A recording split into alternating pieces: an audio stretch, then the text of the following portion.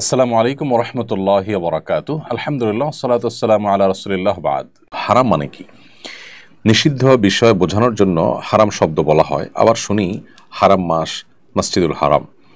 একটি টেলিভিশন চ্যানেলে এক আলোচক বলেছেন, দুই হারামের উচ্চারণগত পার্থক্য আছে। উচ্চারণগত পার্থক্যটা অর্থসহ বুঝিয়ে বলবেন প্লিজ। দেখুন, হারাম মানে নিষিদ্ধ, আবার হারাম মানে সম্মানিত। মসজিদুল হারাম মানে হলো সম্মানিত মসজিদ। হারাম মাস, আশহুরে হুরুম মানে হলো সম্মানিত মাসসমূহ। তাহলে একদিকে আমরা হারাম শব্দের অর্থ দেখতে পাচ্ছি নিষিদ্ধ, আবার অপরদিকে আমরা দেখতে পাচ্ছি হারাম শব্দের অর্থ সম্মানিত। এই দুই হারামের মধ্যে কোনো হা বা যে বর্ণটি আছে, এই হা অক্ষরটির উচ্চারণের মধ্যে কোনো পার্থক্য আছে কিনা, বড় হা ছোট হা এরকম কোনো উচ্চারণের মধ্যে পার্থক্য আছে কিনা। বাংলা যেরকম প এবং ফ, এই দুইটার মধ্যে পার্থক্য আছে। ব এবং ভর মধ্যে পার্থক্য আছে। বাবা এবং ভাবা দুই জিনিস। তো এখানে হারাম অর্থ সম্মানিত, আবার হারাম অর্থ নিষিদ্ধ। এই দুইটার মধ্যে হা বর্ণের মধ্যে কোনো পার্থক্য আছে কিনা, বড় হা ছোট হার। উত্তর হলো না, এই বর্ণের মধ্যে কোনো পার্থক্য নেই, দুইটাই বড় হা, অর্থাৎ হারাম। কণ্ঠনালী থেকে যেটিকে আমরা উচ্চারণ করি সেই হাই, একটাই হা, বর্ণ একটাই, কিন্তু অর্থ দুইটা।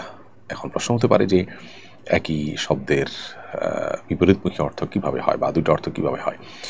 মূলত এখানে অর্থ একটাই, সেটা হলো হারাম শব্দের অর্থ সম্মানিত। এটা হলো মূল অর্থ। এখন কথা হলো যে তাহলে নিষিদ্ধ কিভাবে হয়। এর উত্তর হলো যে কোনো কাজ বা যে কোনো বিষয় যখন নিষিদ্ধ মনে করা হয়, সে নিষিদ্ধ মনে করা হয় এজন্য যে যিনি এটাকে নিষেধ করেছেন তার সম্মানের কারণে, তিনি সম্মানীয় ব্যক্তি বা সত্তা হওয়ার কারণে তার নিষেধকে নিষিদ্ধ মনে করে সেটাকে মেনটেন করা হয়, সেটার উপরে আমল করা হয়।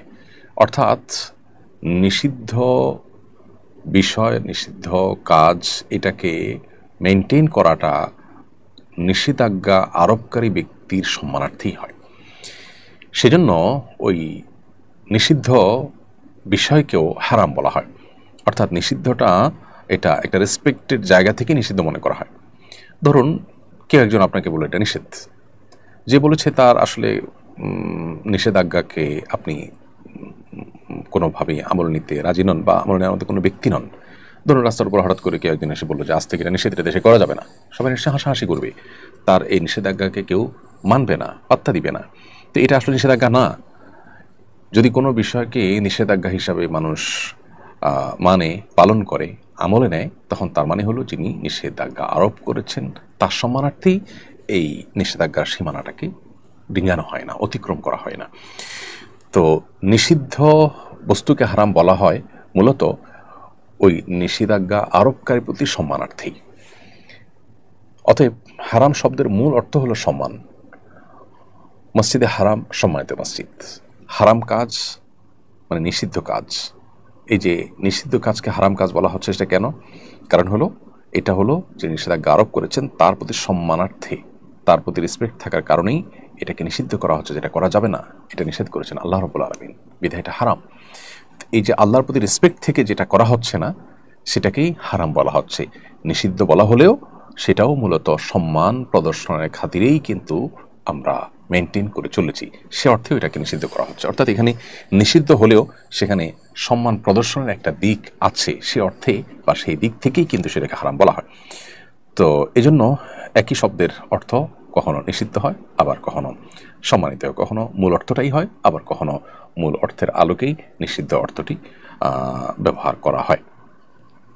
এর বাইরে ছোট হা দিয়ে যে হারাম হয়, যেটাকে হাওয়াজ বলা হয়, বা ছোট হা আমরা যেটাকে বলি, সেই ছোট হা দিয়ে হারাম যেটাকে বলা হয় সেটা হলো অনেক অর্থই হয়। তার মধ্যে থেকে একটা অর্থ হলো ত্রিভুজ, ত্রিভুজ টাইপের আপনার বড় কোনো প্রাসাদ, ভবনের নকশা, এগুলোকে হারাম বলা হয়।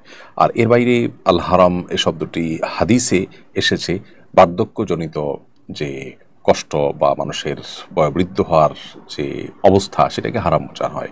নবী করিম সাল্লাল্লাহু আলাইহি ওয়াসাল্লাম আল্লাহর কাছে দোয়া করতেন, আল্লাহুম্মা ইন্নী আউযু বিকা মিনাল কাসাল, আল্লাহ আপনার কাছে আমি অলসতা থেকে পানা চাই, এবং ওয়াল হারাম, এই হারাম বলতে বার্ধক্যের যে কষ্ট বা বার্ধক্যের যে বয়স, যে বয়সে গেলে মানুষ চলাফেরা করতে অসুবিধা হয়, অন্যের উপর ডিপেন্ডেন্ট হয়ে যায়, এরকম অবস্থা থেকে, অর্থাৎ বার্ধক্যের সেই অবস্থা থেকে নবী সাল্লাল্লাহু আলাইহি ওয়াসাল্লাম আল্লাহর কাছে পানা চেয়েছেন। তো হারাম শব্দের অর্থ বার্ধক্যের সেই সর্বশেষ অবস্থা বা করুণ পরিণতি বা কঠিন অবস্থা, সেটাকে হারাম বলা হয়। আবার হারাম শব্দের আরও অন্যান্য অর্থও আছে, কিন্তু হারাম শব্দটি সম্মানিত, এটি হলো মূল অর্থ, এবং নিষেধাজ্ঞার অর্থ বোঝানো হয় বা নিষেধাজ্ঞার অর্থে ব্যবহার করা হয়।